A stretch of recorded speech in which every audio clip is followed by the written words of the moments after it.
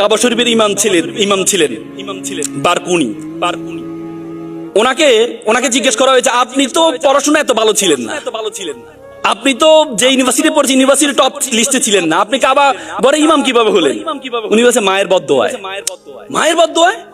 তো আমি খুব দুষ্ট ছিলাম, পড়াশোনা করতাম না, আমার মা সবসময় আমাকে বদদোয়া দিত, আল্লাহ তোরে কাবা ঘরে ইমাম বানা। তার মানে আল্লাহ কবুল করে নিয়েছেন। সুবহানাল্লাহ বলবেন না? কবুল করে নিয়েছেন।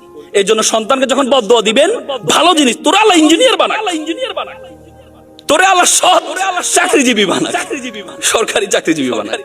মানে বদদোয়া দিবেন কি? পজিটিভ বদদোয়া। আপনার এটাও কাজে লেগে যাবে। আল্লাহ রাসূল মেরাজের দিন রাতে যখন মেরাজের রাতে জান্নাতে দেখলেন একজন কোরআন পড়ছেন। আল্লাহ রাসূল জিবরাইল আলাইহিস সালামকে জিজ্ঞেস করলেন, এই এটা কে? এটা হচ্ছে আপনার সাহাবী হারিস ইবনে নোমান।